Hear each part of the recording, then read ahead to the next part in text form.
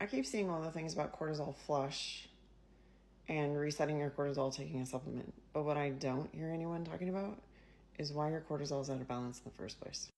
It's 10:02 a.m. I've actually been awake since 3. Not sure why. First cup of coffee. I'm going to set it down because I don't want to hold it. But it's not even finished. It's 10:03. I have been up for 7 hours and I'm having my first cup of coffee. Incidentally, it'll also be my last because I would like to sleep tonight. Your cortisol is out of balance because of your lifestyle and because of all the stimulation that you choose to engage in every day, where you're not shutting down and giving your body a chance to actually rest and recover, because it does need rest and recovery. Your cortisol is too high because you're not feeding it properly. Your cortisol is out of balance because you're too worried about what's happening on this device and not worried enough about being present in your own life and being satisfied and happy with your own life. Your cortisol is out of balance because you're fasting inappropriately. How long should a person fast during the day? Somewhere between 14 and 16 hours is what the research on longevity shows. But do you know what it doesn't show?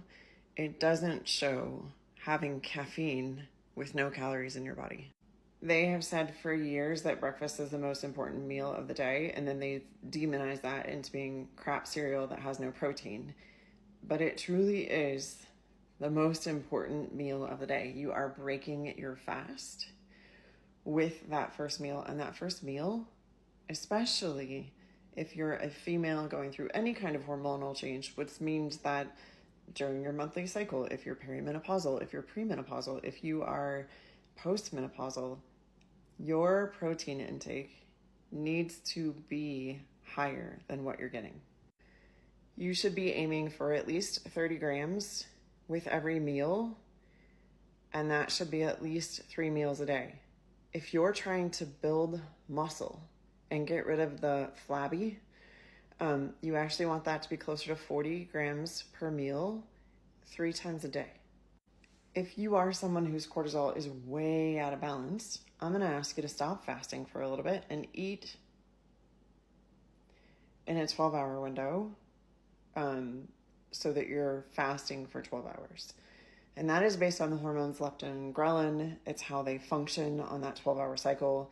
But we need to get your body out of fight or flight. And in order to do that, we need to know that it has enough fuel to actually support everyday processes and not be using adrenaline. Cortisol produces adrenaline to get you through your morning. Or if you like me and you've got kids that have got practice till 9 o'clock at night, 3 nights a week, get you through your evening. So what else can you do to reset the adrenals? Put your device down. If you're going to bed at 10 o'clock at night, put your phone down at 7. Stop watching TV at 7. Stop having your iPad in front of your face at 7 p.m. Get off your computer. Read an actual physical book. Meditate. Something to help lower your cortisol. Start working on improving your circadian rhythms. One way to do that is blue light blocking glasses. You'll notice that these have like an amber tint to them, slightly yellow.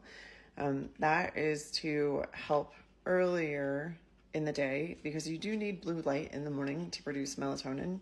And it would be great if you got it as close to the time you're waking up as possible, but you need sunlight in your eyes before 10 a.m. Then later in the day, let's say around 2 o'clock, you would put these even more amber colored ones on, and you notice they just snapped on. They're just a magnet. It's a pretty strong magnet. And then around dusk, you would add these red ones. And these are going to block out all the blue light. And as we get into winter months, this becomes more important, right? Because the sun goes down for most of us a lot earlier. And if you're someone who has to work later at night for whatever reason, these would be a great option for you. Start your day with a 8 to 10 ounce glass of lukewarm water with lemon and ginger in it. And if that's lemon essential oil and ginger essential oil, fine, by all means, great. But give your body something nourishing. If you can, put a little bit of sea salt in there and start working on flushing out the toxins that your body worked on pulling out of your system overnight and push them through with water. I would actually recommend that you drink about 32 ounces of warm water before you take your first sip of coffee. Within that first hour that you're awake, get your 30 to 40 grams of protein. It will make a huge, huge difference in the way that the rest of your day goes. No joke. And then when you're done with that meal and you've been awake for about 2 hours, have your first cup of coffee. If you're going to scroll on TikTok, Facebook, Instagram, Discord, whatever it is, Telegram, set a timer on your phone and don't scroll for more than 15 minutes and put it down. At the end of the day, take a minute to write down everything that you are grateful for that happened in that day, and maybe one thing that you might like to have happen again the next day. You can take all the supplements in the world. There is nothing you can do to out-supplement your lifestyle. Not a single thing. If your lifestyle doesn't line up with the goals that you're trying to achieve, one of those things need to change, either the goal or the lifestyle. If you're interested in learning more about how I help people do this every day and help them obtain optimal health and vitality and basically age in reverse according to their blood work, reach out to me via Instagram or email me. Both of those are linked. I cannot send links on TikTok. I will be banned.